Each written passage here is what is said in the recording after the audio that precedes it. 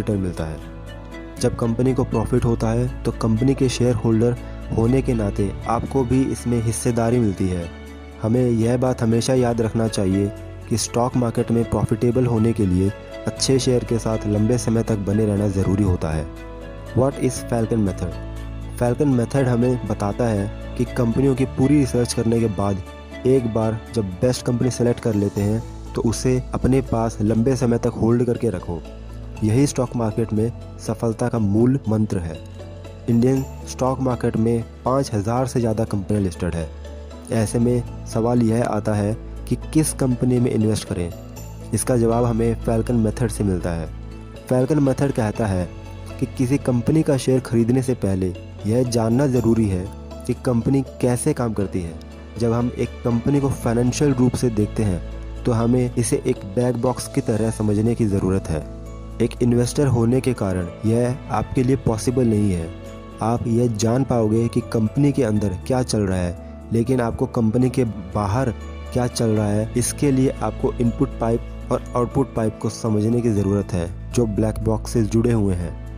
Input pipes यानी income.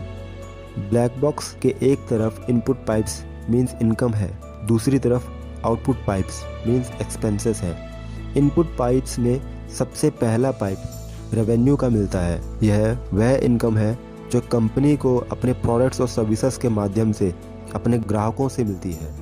इसका दूसरा पाइप बोरोड मनी है।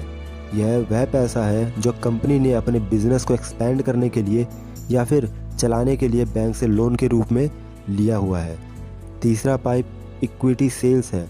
जब कंपनी फंड रेज करने के लिए अपने नए शेयर होल्डर्स को कम करती है, फिर उस नए शेयर्स को बाजार में बेचती है, तो यह इक्विटी सेल्स में आता है। इस बात पर ध्यान देना बहुत ज़रूरी है क्योंकि बहुत सारी कंपनियां इस तरह से इकट्ठे किए गए पैसे से शेयर होल्डर्स को डिविडेंड देती है, जो बिल्कुल भी उचित नहीं है। आउटपुट पाइप्स यानी एक्सपेंसेस। अब बात आउटपुट पाइप्स की करते हैं। यहाँ पर हमें सबसे पहला पाइप ऑनगोइंग एक्सपेंसेस का मिलता है। यह कंपनी के एवरीडे एक्सपेंसेस होते हैं जिसमें सैलरीज, ऑफिस सप्लाईज, मार्केटिंग और एडवर्टाइजिंग शामिल होती है। दूसरा पाइप कैपिटल एक्सपेंडिचर है।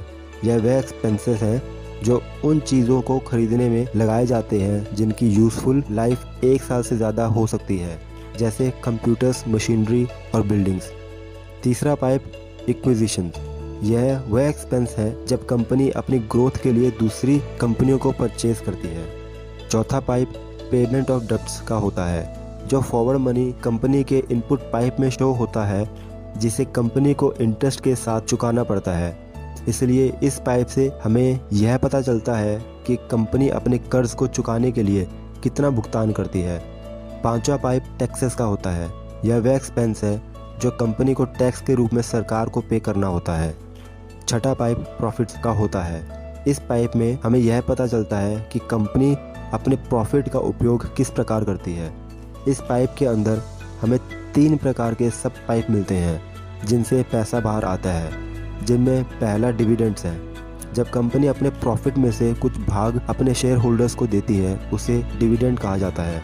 इसमें दूसरा पाइप शेयर बायबैक का है। जब कंपनी सरप्लस कैश के कुछ भाग से अपने ही शेयर को ओपन मार्केट से खरीदती है तो उसे शेयर बायबैक कहा जाता है। तीसरा रिटेन्ड अर्निंग है। जब कंपनी अपने प्रॉफिट को अपने बिजनेस को बढ़ाने के लिए अपने ही पास रख लेती है, जिससे कंपनी की ग्रोथ होती है। तीसरा रिटेन्ड अर्निंग है।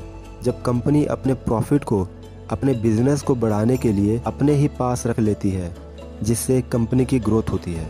यहाँ पर यह भी ध्यान रखना चाहिए कि कंपनी इस पैसे को किस प्रकार और कहाँ पर प्रयोग करती है।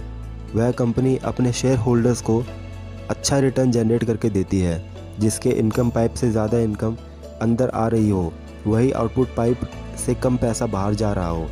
जो कंपनी अपने प्रॉफिट को बहुत अच्छे से मैनेज करती है, जिस कंपनी के पास कर्ज ना हो, जिसके एसेट्स उसके लायबिलिटीज़ की तुलना में बहुत ज़्यादा हो। The goal of falcon method. Falcon method में हमें स्टॉक मार्केट में बाय एंड होल्ड की पॉलिसी पर चलने के लिए कहा है। यह लोकप्रिय पुराने क्वांट मॉडल से बिल्कुल अलग है। क्वांट मॉडल के अनुसार आप कुछ क्वांटिटी मेथड के जरिए बेस्ट शेयर्स को खरीदते हैं, 1 साल तक उन्हें होल्ड करते रहते हैं, फिर उन्हें बेच देते हैं।